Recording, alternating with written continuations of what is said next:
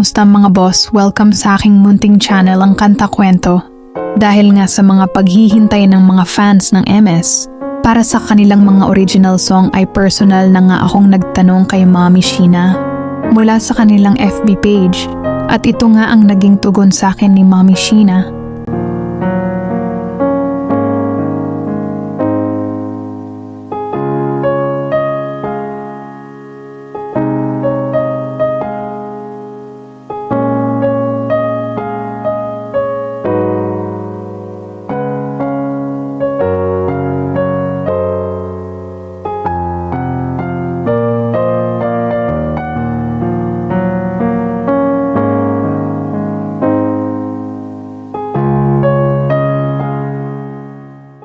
Naway mailabas nga nila this year 2025 ang kanilang mga original composition. Hintay-hintay lamang po tayo mga kakwento. Ngunit bago tayo ma-excite sa taong ito, halika at tunghayan muna natin ang original versus Nisha version ng ilan sa kanyang mga guitar solo.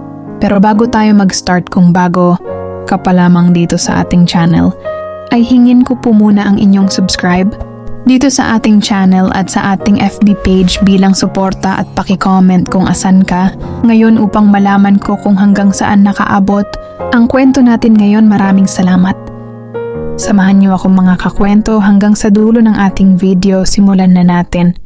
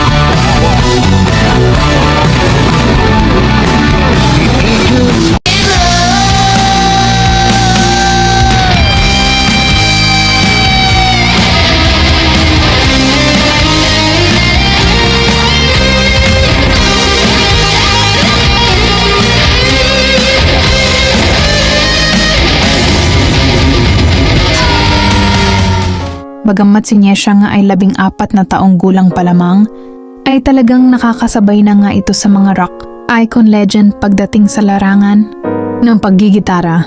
At kaya naman isang araw na lamang ay gugulatin tayo ng MS. Sa pagpasok sa eksena ng mainstream media dito sa ating bansa, kayo ba mga kakwento, ano ba ang pinaka-paborito niyong solo guitar ni Nyesha at isa ka rin ba sa nag-aabang ng kanilang original composition na mailabas o may upload? Halika at pag-usapan natin lahat ng yan sa comment section mga kakwento. Kung bago ka pa lamang dito sa ating channel, ay hingin ko po muna ang inyong subscribe dito sa ating channel at sa ating FB page bilang suporta at paki-comment kung asan ka ngayon upang malaman ko kung hanggang saan nakaabot ang kwento natin ngayon. Maraming salamat. At sana mga kakwento ay mag-join kayo sa ating membership. Ito'y 25 pesos lamang upang ma-access nyo ang ating mga special emoji para sa comment section at mga early access sa ating mga content at marami pang iba. Salamat na agad mga kakwento. Salamat sa pagsama sa akin hanggang dito sa dulo ng ating kwento. Muli ito ang Kanta Kwento na nagsasabing, mabuhay ang talentong Pilipino.